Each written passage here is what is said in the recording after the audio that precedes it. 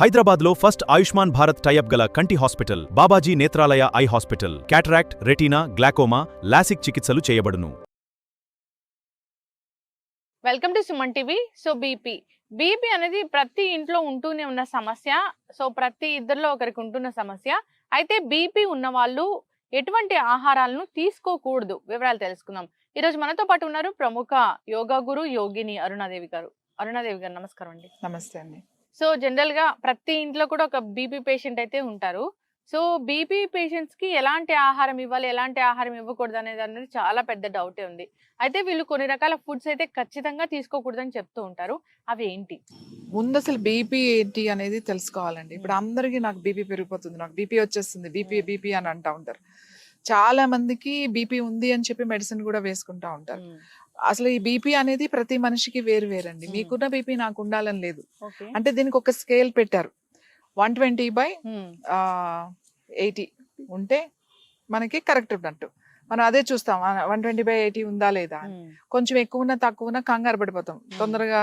ఇంకా ఎక్కువ ఉంది అనుకోండి, ఇంకా ఎక్కువ ఉంటే మనం సపోజ్ 140 అట్లా వచ్చేసింది, ఇది కూడా ఎక్కువ చూపిస్తుంది, 90 చూపిస్తుంది అనుకోండి కిందది, మనం వెంటనే మెడిసిన్ లోకి వెళ్ళిపోతాం, మెడికేషన్ లోకి వెళ్ళిపోతాం. ఒక్కొక్కసారి బీపీ చూసుకున్నప్పుడు మనకి ఆ స్ట్రెస్ లో, ఆ టెన్షన్ లో, అమ్మో ఇప్పుడు బీపీ చూసుకోవాలి, ఎలా ఉందో అనుకునే దాంట్లో మనం బీపీ చూస్తాం అంటే మీ బీపీ ఎక్కువ కనబడుతుంది. ఒక్కొక్కసారి హాస్పిటల్కి వెళ్ళినప్పుడు మనకు ఒక తెలియని ఒక ఇది ఉంటుంది. అక్కడికి వెళ్ళిన తర్వాత ఇప్పుడు ఏమంటాడో, ఏం వస్తుందో, ఏముందో అనే ఒక స్ట్రెస్, టెన్షన్ మీకు ఒకటి ఉంటుంది. అక్కడికి వెళ్ళి మనకి వాళ్ళ అట్మాస్ఫియర్ అంతా చూసి వాళ్ళు బీపీ మిషన్ పెట్టగానే మనకి బీపీ పెరిగిపోతుంది. అంతెందుకు, మీరు ఒక హాస్పిటల్లో ఎవరినైనా ఒక పేషెంట్ ని చూడడానికి, ఒక సీరియస్ గా ఉన్నారు, ఒక పేషెంట్ మీరు చూడడానికి వెళ్ళారు, ఐసీయూలో ఉన్నారు, సీరియస్ గా ఉంది కండిషన్, మీరు చూడడానికి వెళ్ళారు, మీరు ఆ ఐసీయూలోకి వెళ్ళినప్పుడు సిసిలో దాంట్లో క్రిటికల్ కేర్ యూనిట్స్ లో సిసిలో కూడా వెళ్ళినప్పుడు అంటే అక్కడ ఒకలాంటి వాతావరణం ఉంటుంది మనకి. అంటే ఆ ఓన్లీ మిషన్ బీప్స్, ఆ సౌండ్స్, అంత కామ్, వాళ్ళంతా వర్క్ చేసుకుంటారు. సో వెరీ సీరియస్ గా ఉంటుంది మనకు తెలియకుండానే. అప్పుడు కనుక మీరు ఇల్లు అక్కడికి వెళ్ళి బీపీ చూసారంటే మీకు ఖచ్చితంగా 140, 160కి వెళ్ళిపోతుంది ఎవరిదైనా సరే. అప్పుడు చూసి మీకు బీపీ ఉందని మనం మెడిసిన్ వేసుకోలేం కదా. ప్రతి మనిషికి బీపీ వేరేగా ఉంటుంది. ఈవెన్ డయాబెటీస్ కూడా అంతే అండి, బీపీ వేరుగా ఉంటుంది. మనకున్న వర్క్కి, మనకున్న టెన్షన్స్కి వేరేగా ఉంటుంది. అలాగే మనము చిన్నప్పటి నుంచి మనకు బాడీ తత్వం ఒకటి ఉంటుంది, వాళ్ళకి కొంచెం ఎక్కువే ఉంటుంది. సో మీరు కొంచెం ఎక్కువ ఉండగానే బీపీ ఉందని ఎలా మెడిసిన్స్ వేసుకుంటారు? వేసుకోకూడదు. 140/90 ఉన్నా కూడా నార్మల్ బీపీ అని చెప్పి WHO అనౌన్స్ చేసింది. అవును. వీళ్ళు ఒకటి పెట్టేసి, ఇది ఒకటి పెట్టి, ఇది ఉంటే, ఇది దాటితే నీకు బీపీ ఉంది, ఇది దాటితే నీకు బీపీ ఉంది అని చెప్పేసి ఎందుకు బీపీ మెడిసిన్ వేసుకుంటున్నారు? సరే మీరు బీపీ మెడిసిన్ వేసుకుంటున్నారు, అందరూ చాలా జాగ్రత్తలు తీసుకుంటారు, బీపీ మెడిసిన్ వేసేసుకుంటున్నారు. బీపీ మెడిసిన్ తీసుకుంటే ఏం చేస్తుంది? బీపీని తగ్గిస్తుంది, మీ మెషిన్ లో కంట్రోల్ చూపిస్తుంది కదా.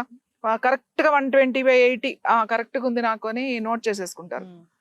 లోపల ఏమవుతుందంటే మీ బ్లడ్ ఫ్లోని తగ్గించదు, మన బ్లడ్ ఫ్లోని తగ్గించదు, ఆ వెజల్స్ ని ఎక్స్పాండ్ చేస్తుంది. ఇది ఎక్స్పాండ్ చేసి ఏమవుతుంది, అది బ్లడ్ ఫ్లోని అది ఏమి ఆపదు. మీ మెడిసిన్ ని బ్లడ్ ఫ్లోని కంట్రోల్ చేయదు.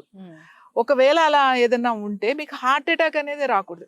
ఇప్పుడు బీపీ టాబ్లెట్స్ వాడే వాళ్ళకి ఎంతమంది ఉన్నారు కదా, వీళ్ళందరికీ అసలు హార్ట్ అటాక్ ఎందుకు వస్తుంది? హార్ట్ అటాక్ రాకూడదు కదండి, హార్ట్ అటాక్ రాకూడదు. వాళ్ళు ఎందుకు ఇంతమంది మళ్ళీ ఇన్ని సంవత్సరాల నుంచి బీపీ టాబ్లెట్ వేసుకుంటూ కూడా మీకు బ్లాక్ అయినాయని చెప్పి స్టంట్స్ ఎందుకు వేసుకుంటున్నారు? మరి బ్లాక్ అవ్వకూడదు కదా, మీరు టాబ్లెట్ల మీద ఉన్నారు కదా, మీకు ఇలాంటిది ఏదన్నా ప్రాబ్లం వస్తుంది కాబట్టి మనం టాబ్లెట్స్ వేసుకున్నాం. అయినా కూడా బీపీ టాబ్లెట్స్ వేసుకున్న వాళ్ళందరికీ హార్ట్ ప్రాబ్లం ఉంటుంది, లేదా స్టంట్స్, లేదా వాల్స్ బ్లాక్ అయినాయి. సో మనం అర్థం చేసుకోవాల్సింది ఏంటంటే, డాక్టర్ కాదు, మనం మన బాడీని అర్థం చేసుకోవాలి. యోగా అదే చెప్తుంది. ఫస్ట్ నీకు అర్థం కావాలి, నీ ఫ్లో ఎంత, అసలు నీది ఎలా ఉంటుంది, నీ మనస్తత్వం ఏంటి, నీ చేసే పని ఏంటి, ఇవన్నీ వస్తాయి మనకే తెలియాలి అసలు మన బీపీ ఎంత ఉండాలి. మనం ఎప్పుడు చూడం కదా, మనం ఎప్పుడు ఏదైనా ప్రాబ్లం వచ్చినప్పుడు, ఏదో ఫీవర్ వచ్చినప్పుడు, ఏదైనా ఎప్పుడో చూస్తాం కానీ జనరల్ గా మనం చూడం. కొంతమందికి వాళ్ళ బీపీ ఫస్ట్ నుంచి 140/90 ఉండొచ్చు. ఏది వాళ్ళ యంగ్ నుంచి కూడా వాడి బీపీ ఎప్పుడు 140/90 ఉంటది. మరి వాళ్ళకి ఎక్కువ ఉంది అని చెప్పేసి మీరు ఆల్రెడీ వచ్చేసారు ఇంకా అనేసి మందులు రాస్తే ఎలా ఇప్పుడు అదే జరుగుతుంది అంతా. మేము ఏమంటాము అంటే అలా బీపీ ఉంది అని అంటే ఫస్ట్ మీరు చేయాల్సింది ఏంటి, ఒకవేళ మీకు ఎక్కువ ఉంది అని అనిపిస్తే మెడిసిన్ కాదు, ఇంకొకటి బీపీ ఒక్కటే చూసుకుంటున్నారు మీరు, మీకు అసలు ఇంత హై అవుతుంది, ఒక్కొక్కసారి డౌన్ అయిపోతుంది. అప్పుడు మీరు ఏం చేయాలి, కిడ్నీస్ చూసుకోవాలి, అసలు కిడ్నీ ఫంక్షనింగ్ ఎలా ఉందో చూసుకోవాలి. కిడ్నీ ఫంక్షనింగ్ చూసుకుంటే మనకి తెలిసిపోతుంది. ఒక ఏమి అనలేదు, ఒక అల్ట్రాసౌండ్ ఏదైనా ఒకటి చేయించుకుంటే కిడ్నీ ఎలా ఉందో మనకు తెలిసిపోతుంది. సో బీపీ మనకి ఎలా ఉందో దానికి ఏమైనా ప్రాబ్లమ్స్ ఉన్నాయని దాని మీదకి వెళ్ళాలి. అంటే చాలా మంది బీపీ ఉంది కదా అని ఉప్పు మానేస్తారు, కంప్లీట్ పూర్తిగా మానేస్తారు. పూర్తిగా ఎప్పుడు కూడా మానకూడదు.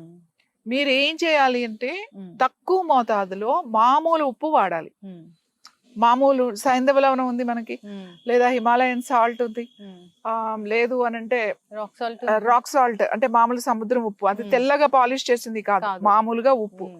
ఆ ఉప్పు మీరు తక్కువ మోతాదులో వేసుకుంటే అందులో చాలా సోడియం చాలా తక్కువ ఉంటుందండి మీకు, న్యాచురల్ గా మీకు ఉంటుంది. మనం ఉప్పు మిక్స్డ్ చేసిన ఉప్పులు లేకపోతే అయోడైజ్డ్ సాల్ట్లు ఎక్కువ వాడేస్తాం, అది మీరు ఎంత తగ్గించినా కూడా ఉపయోగం లేదు. అందుకే పూర్తిగా మానేయండి అని అంటున్నారు. నేనేమంటానంటే పూర్తిగా మానాల్సిన అవసరం లేదు. మీకు ఇంకా బెస్ట్ రెమెడీ దీంట్లో బీపీ ఉన్న వాళ్ళకి 1 కేజీ హిమాలయన్ సాల్ట్, 1 కేజీ వచ్చి నార్మల్ ఉప్పు, 1 కేజీ వచ్చి సైంధవ లవణం చక్కగా కలిపేసుకోవాలి. మెత్తగా కావాలంటే మెత్తగా పౌడర్ చేసేసుకుని అన్ని ఈక్వల్ క్వాంటిటీలో కలుపుకొని ఒక కుండలో గాని ఒక జాడీలో గాని పెట్టుకోండి. ఆ కుండలో గాని జాడీలో గాని పెట్టేసేసి దానికి బట్ట మూటగా పెట్టేసి మూతకి బిగించి కట్టేసేసి పెట్టేసుకోండి. అలా మీరు ఒకేసారి 10 కేజీలు చేసుకోండి. అన్ని 1 కేజీ 2 2 తీసుకున్నారు అనుకోండి, 3 మీకు ఈజీగా 10 కేజీలు వస్తే చాలా రోజులు వస్తుంది మీకు ఉప్పు. ఉప్పు అలా స్టోర్ చేసింది చాలా రోజులు నిల్వ ఉంటుంది. 3 కలిపేసి పెడితే మీకు ఏం అవ్వదు. అంటే మనం వాడుకున్నప్పుడు జాగ్రత్తగా తడి తగలకుండా మనకి పొడి ఉన్న ప్రదేశంలో పెట్టి దాన్ని మీకు ఎంత కావాలో అంత తీసుకుని వాడుతూ ఉండండి. అసలు మీకు అన్నిటికీ మంచిది. ఈ ఉప్పు ఇలా కలిపి వాడడం వల్ల మీకు అసలు ఎటువంటి ఇలాంటి హెల్త్ ఇష్యూస్ ఉండవు. అది కూడా తక్కువే తినాలి. ఉప్పు అన్ని కలిపేసాం కదా అని ఎక్కువ అని కాదు. మనం ఉప్పు తగ్గిస్తే వెయిట్ కూడా తగ్గిపోతారు. బాడీ వెయిట్ తగ్గాలి అని అంటే మీరు ఉప్పు మానేసి చూడండి, 2-3 రోజుల్లోనే మీ మొత్తం లాస్ అయిపోతారు అనమాట. సో అది కూడా మంచిది కాదు. ఉప్పు పూర్తిగా మానేయడం కూడా మంచిది కాదు. అందుకే మన పెద్దవాళ్ళు ఏం చెప్పారు, శాస్త్రానికైనా అంత ఉప్పు వేసుకోండి అని అంటారు. ముందు చేంజ్ చేయాల్సింది డైట్ లో ఉప్పు. ఇలా చేసుకోవడం ఒకటి, తక్కువ మోతాదులో వేసుకోవడం ఒకటి. ఇంకా బీపీ తగ్గడానికి ఏం చేయాలి అని అంటే సింపుల్ గా ఏం చెయ్యకూడదు అంటే నిల్వ ఉన్న ఆహారాలు తినకూడదండి. క్యాండ్ ఫుడ్ ముఖ్యంగా మనకి ఎక్కువ రోజులు నిల్వ ఉన్నాయి తినకూడదు. ఈవెన్ మీరు బయట కొనుక్కున్నాయని కాదు, మనం వండుకుని మనం ఫ్రిడ్జ్ లో పెట్టేస్తాం. ఫ్రిడ్జ్ లో పెట్టలేదు అనుకోండి, ఫ్రిడ్జ్ లో ఎందుకు పెడుతున్నాం మనం, ఎక్కువ కాలం కోసం. ఎక్కువ కాలం పాడైపోతుంది కదా. ఫ్రిడ్జ్ లో పెట్టకపోతే పెరుగు అనుకోండి పులుపు వచ్చేస్తుంది. కూర వండుకున్నాం, ఏ సాంబారో పప్పు లోపల పెట్టుకోవడం పాడైపోతుంది బయట పెడితే. అందుకని ఆ టెంపరేచర్ లో పెట్టి రేపు తింటున్నాం. అంటే అది ఎన్ని రోజులు నిల్వ ఉండే శక్తి ఉంది దానికి, దాని లైఫ్ ఎంత ఉంది. బయట పెడితే 7-8 గంటలు ఉంది అని అనుకున్నాం. 7-8 గంటల లోపలనే నువ్వు తినాలి కదా. అవును, నువ్వు దాన్ని లోపల పెట్టుకుని తిన్నావు అని అంటే అది నీకు పాడవ్వకపోవచ్చు, కానీ అది మళ్ళీ బయట పెడితే వాసన వచ్చేస్తుంది. అలాంటి ఆహారాన్ని మీరు పొట్టలోకి పంపిస్తున్నాం లోపలికి. అది నిల్వ ఉండే కొద్ది దాంట్లో కొన్ని చేంజెస్ వస్తూ ఉంటాయి. మరి అది మన బాడీకి మంచిది కాదు. ముందు బీపీ పెరగడం, డయాబెటీస్ ఎవ్వరికీ మంచిది కాదు. అసలు అది మన సిస్టమ్నే పాడు చేస్తుంది. కాబట్టి ఫ్రెష్గా తినండి. మనం అదృష్టవంతులం, ఇంకా ఇక్కడ మనకు అవకాశం ఉంది. ఏ రోజు కూరగాయలు ఆ రోజులు తెచ్చుకుని చక్కగా వండుకుని ఏ పూటకు ఆ పూటకు వండుకుని తినే అదృష్టం మనకే ఉంది. అంటే చెట్టు ఇన్ని కాయలు దొరుకుతాయి, ఆల్ సీజన్ లో ఫ్రూట్స్ దొరుకుతాయి. మనం ఏమి ఏదో తెచ్చుకుని అంటే ఇప్పుడు మనం ఏంటంటే కొంచెం బిజీ అయిపోవడం అని చెప్పుకోవడం కాదు, లేజీనెస్ తో ఆ కొంచెం టైం మనం రిలాక్స్ అవ్వచ్చు కదా అనే ఒక విషయంతో అన్ని ఫ్రిడ్జ్ లో పెట్టేస్తున్నాం. బీపీ తగ్గడానికి ముందు ఇవి మానేస్తే కూడా బీపీ మీకు కంట్రోల్లోకి వస్తుంది. అంటే ఈ నిల్వ ఉన్నాయి పెట్టుకోకుండా ఫ్రెష్ ఫుడ్ తినడం ఒకటి, తక్కువ మోతాదులో సోడియం లెవెల్స్ తీసుకోవడం ఒకటి.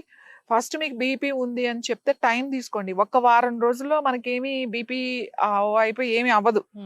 సో ఇమీడియట్గా వచ్చి ఏం చేయాలంటే ఇలా బీపీ హై చూపించినప్పుడు బిళ్ళగన్నేరు అని ఉంటుంది. బిళ్ళగన్నేరులో మనకి pink colour, purple pink colour లో ఒకటి ఉంటుంది, వైట్ ఒకటి ఉంటుంది.